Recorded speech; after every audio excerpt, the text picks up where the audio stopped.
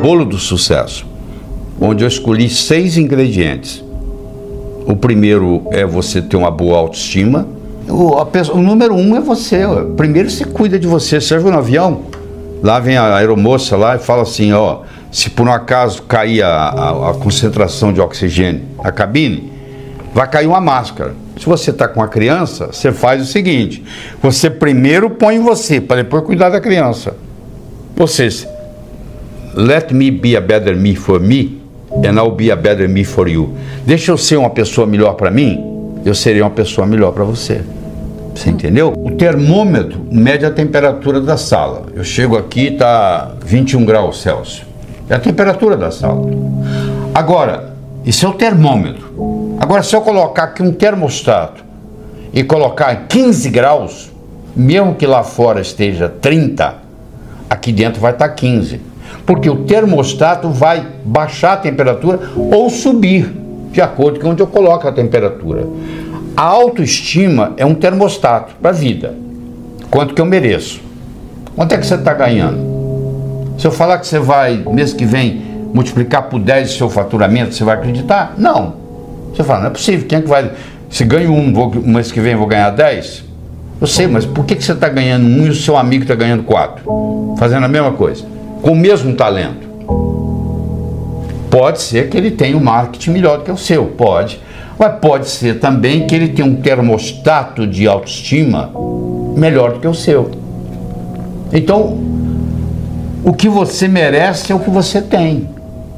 O merecimento que você acha que você vale está expresso aí na sua conta bancária, no carro que você dirige, na casa que você mora, na família que você tem. Está aí, é só você olhar. Se você quiser mais, você tem que sentir merecedor de mais. E para sentir merecedor demais, escuta, você tem que subir a sua autoestima. A segunda é a sua capacidade de se comunicar, que é fundamental, principalmente no mundo de hoje, onde a comunicação é talvez o mais importante de tudo no sucesso. Eu posso ter 2 indivíduos que têm um QI de 145, quase gênio. Um está muito bem na vida e o outro está desempregado no quarto Jack. Você vai ver a diferença, um se comunica bem e o outro não dá nem bom dia para o vizinho. Então, no momento que você melhora a sua capacidade de se comunicar, você passa a valer mais no mercado. Essa é a realidade. Terceiro, é a sua estabilidade, a sua capacidade de estabelecer objetivos, criar estratégia. Em 1953, eles pegaram todos os formandos da Universidade de Harvard e perguntaram para eles assim, o que você vai fazer nos próximos 6 meses, próximo ano, próximos 5 anos, próximos 10 anos, próximos 15 anos, próximos 20 anos. A grande maioria, como acontece aqui no Brasil, não tinha nada por escrito. Não tinha nada, não tinha nenhum... Ah, não sei, eu vou ver o que vai acontecer. Eu vou deixar a vida me levar, né? Mas 3% daqueles estudantes, eles tinham por escrito o que eles iam fazer com 6 meses, com 1 ano, com 5, com 10, com 15, com 20 anos de formado. Em 1973, eles pegaram aqueles que ainda estavam vivos e fizeram uma avaliação. Então, aquele grupo que tinha por escrito era 3%. Valia mais do que os 97% junto em todos os aspectos. Então, eles viram se a inteligência era diferente? Não. O background familiar era diferente? Não. Tudo era igual. As notas que tiravam na escola, a única diferença que fazia a diferença é que eles tinham por escrito. Então os nossos, por isso que a empresa multinacional, ela pega os objetivos do ano que vem e coloca até setembro por escrito. Tem que estar ali no papel. Aquilo tem que ser recordado com frequência. Você tem que colocar ali e você tem que datar. Como é que você transforma um sonho em uma meta? Você coloca uma data. Tudo aquilo que você colocou na categoria de algum dia não vai acontecer. O cérebro fala, tá bom, o dia que algum dia chegar, você vai no calendário, onde é que está algum dia? Não está lá. Não tem no calendário, não existe. Então eu tenho que ter metas a curto, a médio, a longo prazo. Tem que ter os 3 tipos de metas. Eu tenho que ter elas por escrito. E eu tenho que descobrir qual é a finalidade de vida que está por trás dessas metas. Porque a finalidade de vida, ela te valoriza a sua meta. Vou dar um exemplo. Você imagina uma bolinha que eu jogo para você, você joga para mim, eu jogo para você, você joga para mim, eu jogo para você, você joga para mim. Começou a ficar cansativo, né? Mas se eu chamasse de tênis, mudou, né? Milhões de dólares por trás. Enquanto era uma bolinha para lá e para cá, você não estava dando valor. Na hora que eu falei tênis, mudou. É assim, uma meta que talvez não tenha importância, mas se ela está encaixada dentro da minha finalidade de vida, ela valoriza. E eu vou estar disposto a ter mais esforço para que ela aconteça. A sua atitude determina a sua altitude na vida, a sua dedicação ao trabalho e a sua ambição saudável. Então são 6 elementos, ó. A boa autoestima, boa comunicação, saber estabelecer metas, ter uma atitude positiva, dedicação ao trabalho de uma forma inteligente e hoje melhor do que ontem, amanhã melhor do que hoje. O japonês chama de Kaizen, que é melhora contínua. A palavra Kaizen, no Japão, 1945, Hiroshima, Nagasaki, 40% do Japão destruído. Com essa simples filosofia de uma palavra, que é K-A-I-N-Z-E-N, Kaizen, que é melhora contínua, o Japão saiu de lá e hoje ele é o 3º per capita no mundo, entendeu? 3º país mais desenvolvido do mundo, ou seja, está lá no pódio. Saiu de 40% destruído, é um arquipélago com mais de 3.000 ilhas, não é um continente, muito complicado, mas no entanto, com a filosofia Kaizen, que é melhora contínua, que eu recomendo você adotar isso, eu adotei isso na minha vida, hoje é melhor do que ontem, amanhã é melhor do que hoje, e aí você junta esses 6 ingredientes com a pitadinha do que eu chamo a diferença entre o profissional e o amador. O que difere o profissional do amador? Paciência e persistência, porque o amador, se não der certo, ele chuta o pau da barraca. O profissional sabe que o amanhecer só vem depois da noite ter passado. Que Roma não foi construída em um dia. Então tem que ser de grão em grão a galinha enche o papo. Então tem que ser aos pouquinhos para chegar lá. Então eu coloco esses 6 ingredientes com paciência e persistência e o resultado só pode ser um: obter aquilo que você quer. Imagina uma vaca subindo um morro. Você pensa que é a vaca que determina onde que ela pisa? Não. Quem determina onde a vaca pisa não é a vaca, é a estrutura do terreno. Sabia disso? A única coisa que a vaca faz, ela procura o caminho mais fácil. A mesma coisa ocorre conosco. O nosso comportamento vai depender da nossa estrutura psicológica. Força de vontade não adianta nada. Você pega uma bola de futebol, coloca no fundo de uma piscina e segura lá por quanto tempo? A estrutura da bola foi feita para flutuar. Então na hora que você soltar, ela vai para a superfície. Do mesmo modo que a estrutura de uma pedra foi para ficar no fundo. Você não consegue segurá-la na superfície. Você vai cansar, ela vai afundar. Então, o mais importante de tudo é você determinar a sua estrutura psicológica. É você mudar essa estrutura psicológica. Ou seja, você está preparando a sua estrutura psicológica. Preparando como? Fazendo aquelas escolhas que nós já discutimos. Eu escolho ser sadio. É muito diferente de você não ser doente. Sabia disso?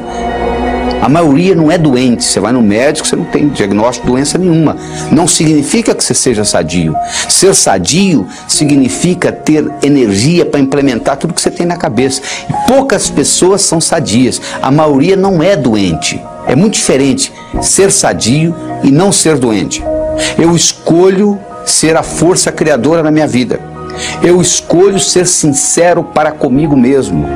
Significa quando eu digo sim é sim, quando eu digo não é não. Todas as vezes que você diz sim e gostaria de dizer não, um pedacinho de você morre. Isso, quando você faz essa estrutura, você está se estruturando para longo prazo, para fazer um processo de longa duração. Aí sim se mantém.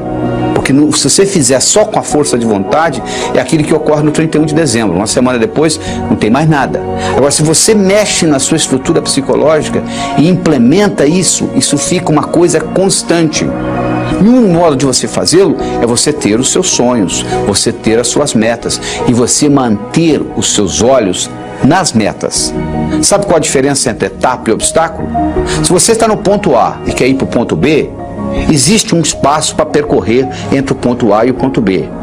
Então, se você tirar os olhos da sua meta, o que você encontra entre o ponto A e o ponto B, você vai chamar de obstáculo.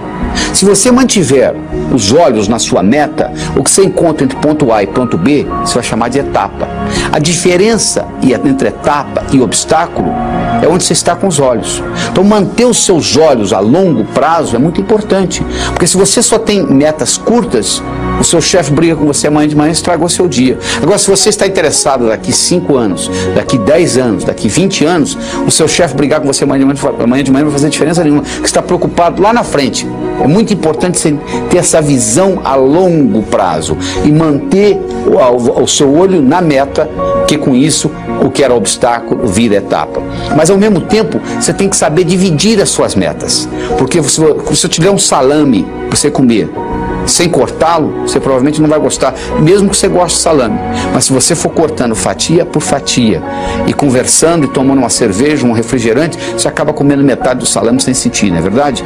O mesmo ocorre. Tem gente que diz assim, poxa, eu vou escrever um livro, é demais. Escreva um capítulo. Ah, demais. Escreva um parágrafo, escreva uma frase. Aí uma frase, outra frase, vamos fazer o parágrafo, vai fazer a página, vai fazer o capítulo, vai fazer o livro. Procure dividir as suas metas. Você quer ser milionário em 5 anos? Onde é que você vai estar daqui a 4? E daqui a 3? E daqui a 2? E daqui a 1? E daqui a 6 meses? E daqui a 30 dias?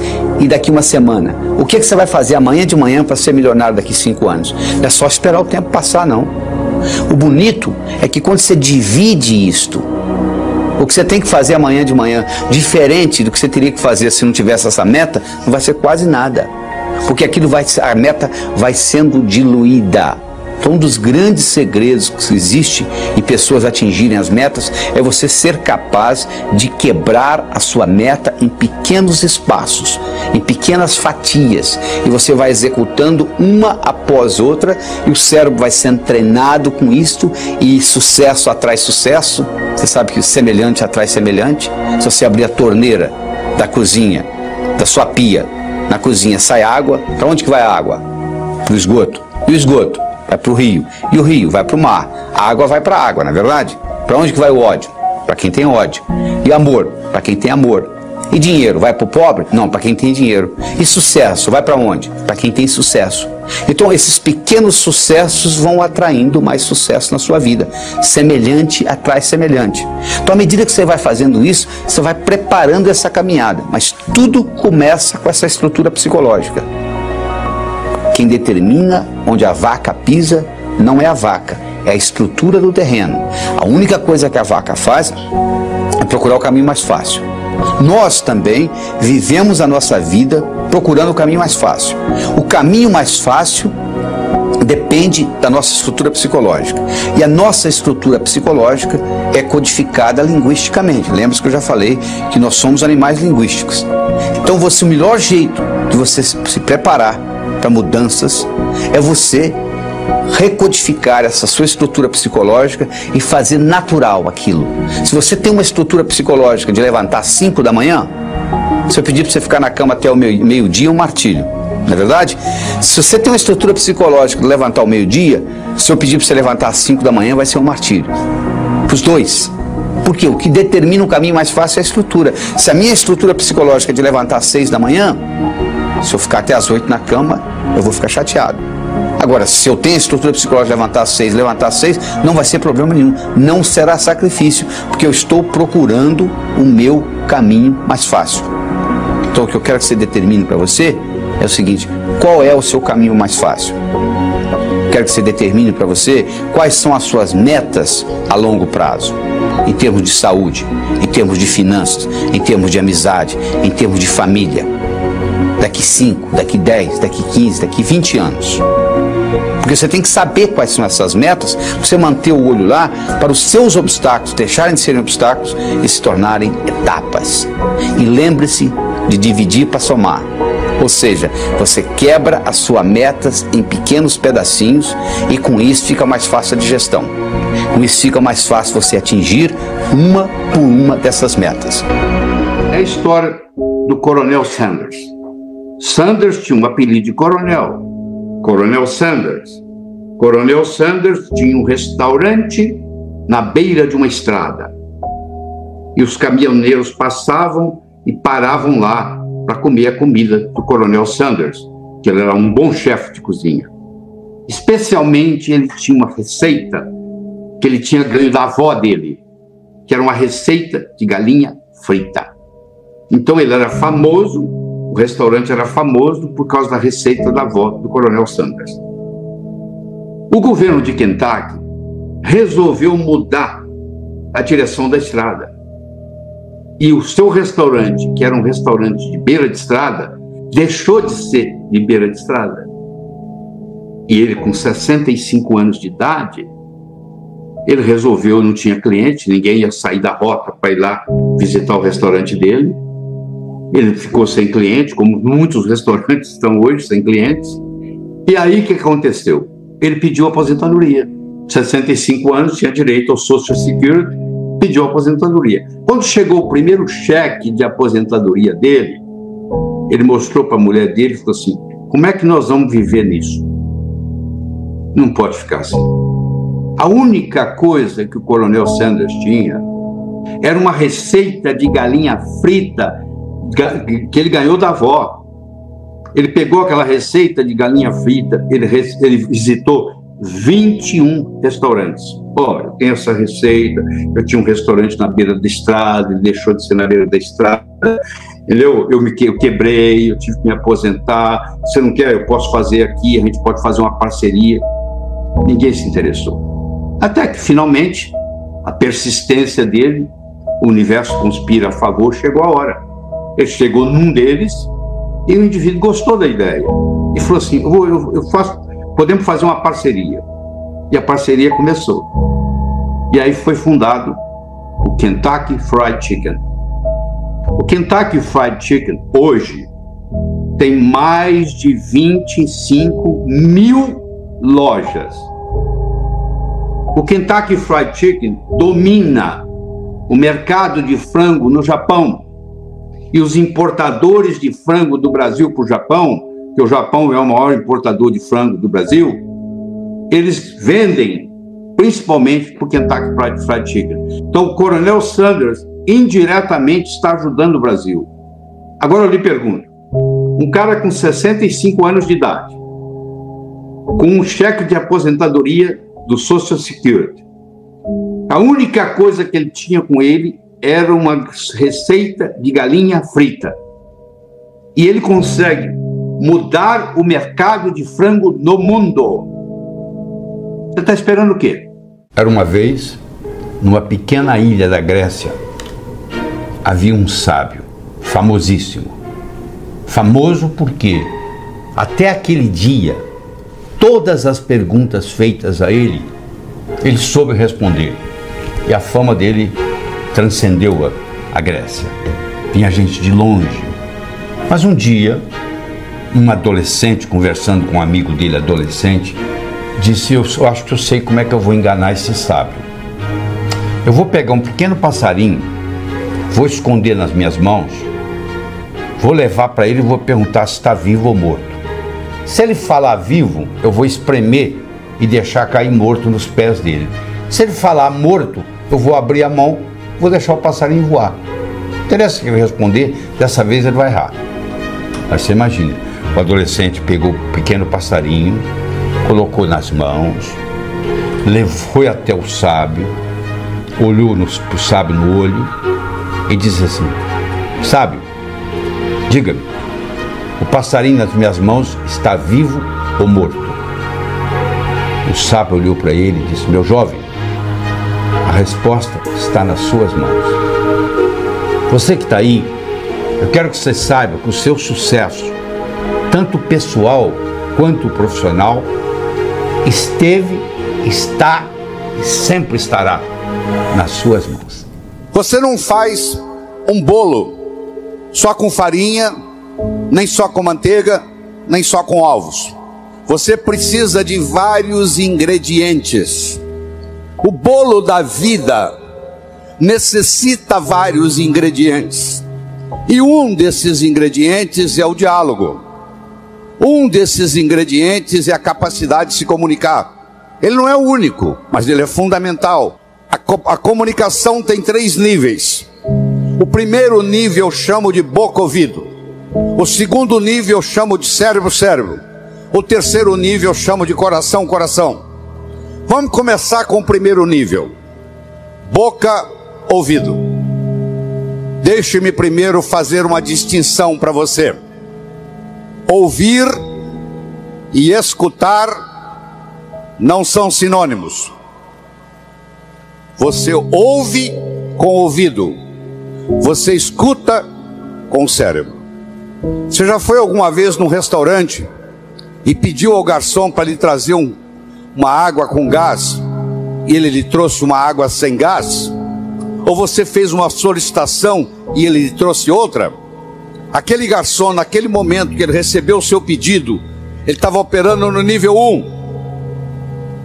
No nível 1 ninguém é promovido.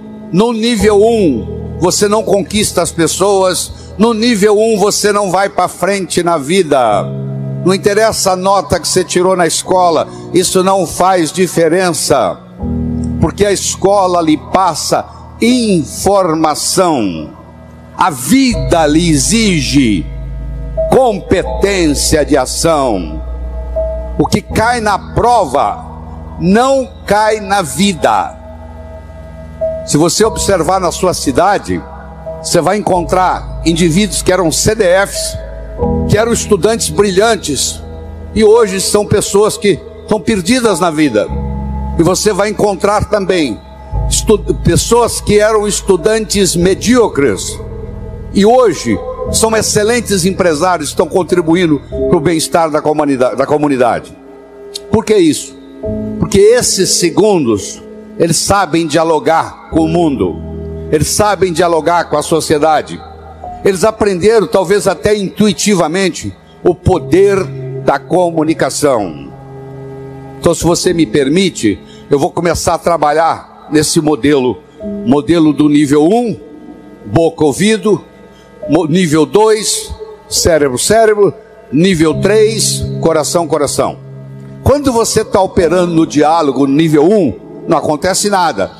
É o pai que está dando um sermão para o filho, e entra num ouvido e sai no outro, e o pai não percebe que ele vem falando isso há 5 anos e não funcionou nada. Pelo contrário, o filho até ficou rebelde de escutar o pai falar aquilo, e o pai não se dá conta que aquilo não é diálogo, que é um monólogo que ele está falando para o vento, porque está entrando no ouvido e saindo no outro. Eu só posso me comunicar com vocês se nós fizermos uma conversa que interesse vocês. Não tem outro jeito. No diálogo, na comunicação, nós temos que modificar um pouquinho aquela frase que você conhece. A frase é assim: faça aos outros o que você gostaria que fosse feito a você. A verdade não é bem essa.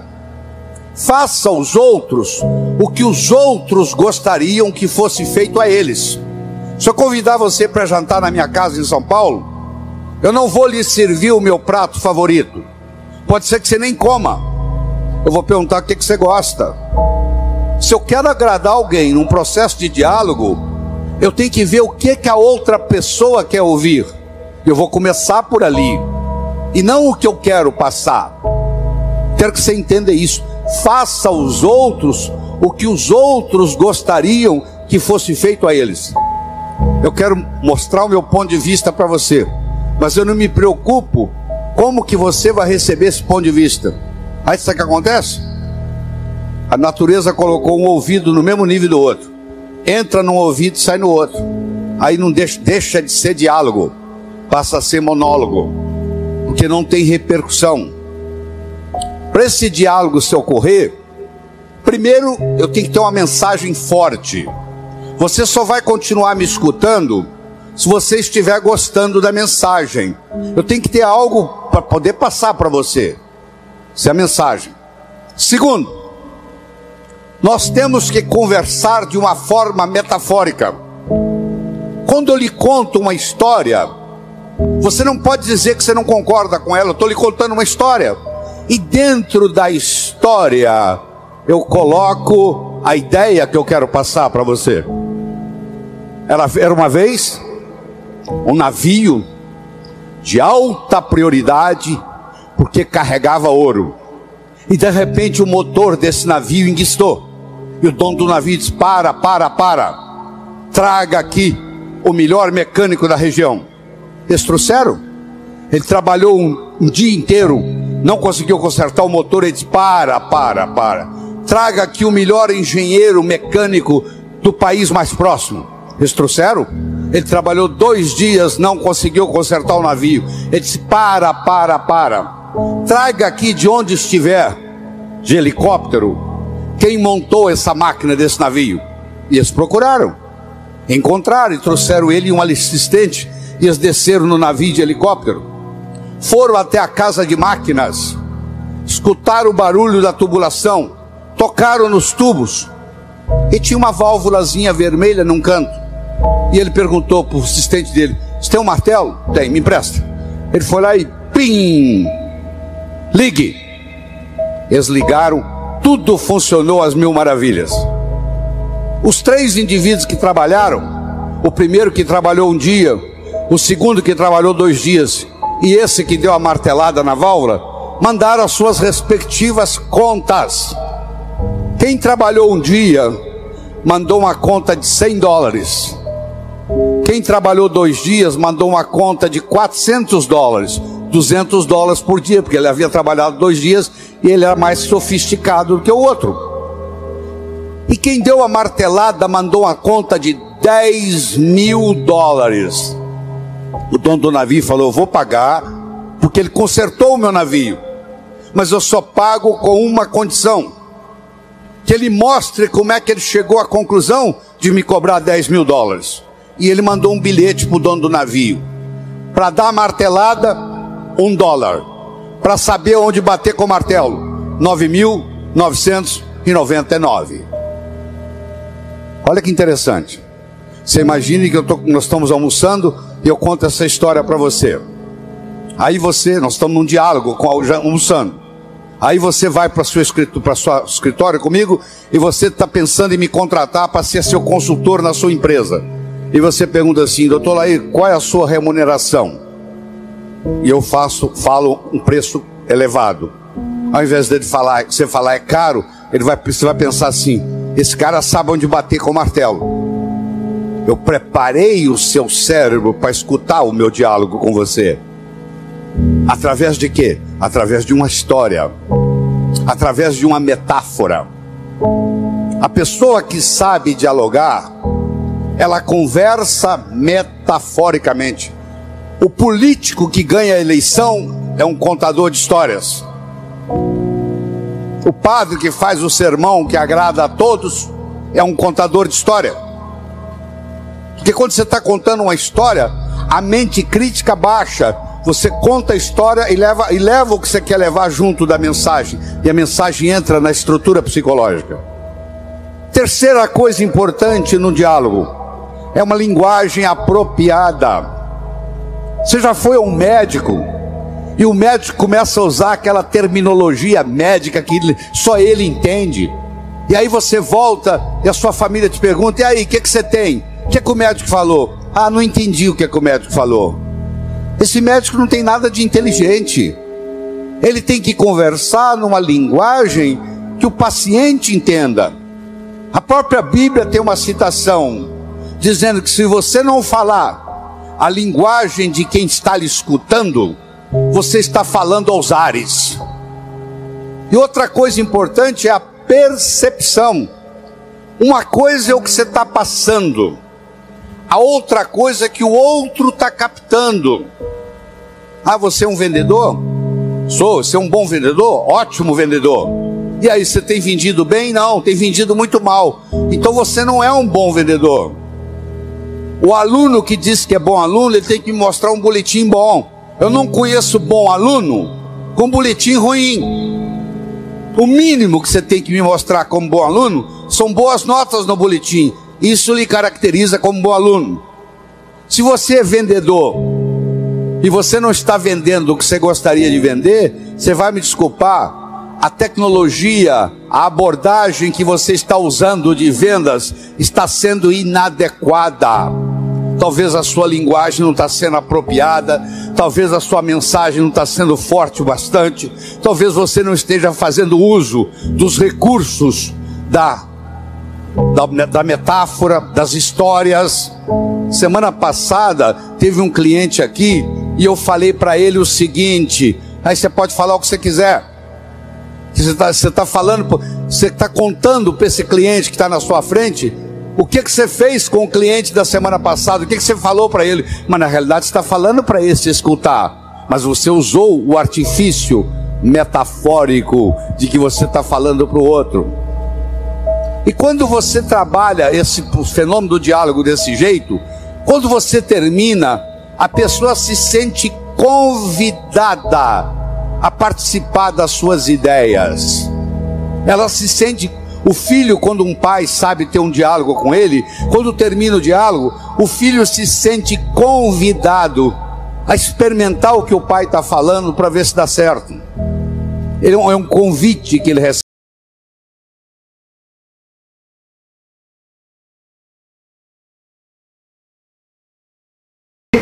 Quero falar do curso Poderosamente, as chaves para mudar a sua vida e atrair prosperidade. É um curso já famoso, já ia ultrapassando 500 alunos em várias partes do Brasil, fora do Brasil também. Hoje, ele é somente comercializado via Hotmart. Nós já comercializamos em outras plataformas também. Então, hoje, somente via Hotmart, para que você tenha mais segurança. Caso não goste do curso, caso goste, isso ali tem chaves que impedem baixar os vídeos, e são vídeos exclusivos, são aulas exclusivas para nossos alunos, tá bom? Fique à vontade. Se você quiser conhecer o curso Poderosamente, entre www.clubepoderosamente.com. O link está aqui na descrição do vídeo para o nosso curso, tá? Mas você pode digitar o site, vai cair no curso da mesma forma. Ali você vai digitar seu e-mail e vai receber uma aula gratuita. Isso é muito legal, que você vai conhecer um pouco daquilo que nós falamos com uma aula gratuita. E aí você pode fechar a compra no Hotmart, certo? O outro curso é Os Arquétipos, dominando o poder das imagens e transformando sua vida. Olha, eu sempre falo sobre os arquétipos, e os arquétipos são, na verdade, o maior poder que existe em todo mundo. A energia primordial, ancestral das imagens, da coisa perfeita. Ao olhar uma imagem, ao ter essa imagem em casa, no seu trabalho, no local, no caminho da sua casa ao trabalho, você verifica e você enxerga muitas coisas. Essas coisas estão passando para você energias. Experimente você. Hoje você vai para o trabalho e vai atravessar um lugar muito complicado, com muito lixo, muito urubu e tudo mais. Você mora num bairro bom, mas você atravessa aquela parte ali para ser mais rápido para chegar. A sua energia, ela é transformada só por essa passagem. Note bem, só por passar por esse lugar um pouco complicado. Mude a rota, gaste um pouco mais de tempo, meia hora que seja mais, e passe para um lugar melhor, passe para um lugar mais tranquilo, com mais verde, mais limpo. Só isso já muda o seu dia, a sua vida, o seu desempenho no trabalho. Experimente isso. Outro ponto muito bacana sobre os arquétipos é: escolha muito bem o que você tem dentro de casa e no seu trabalho, ok?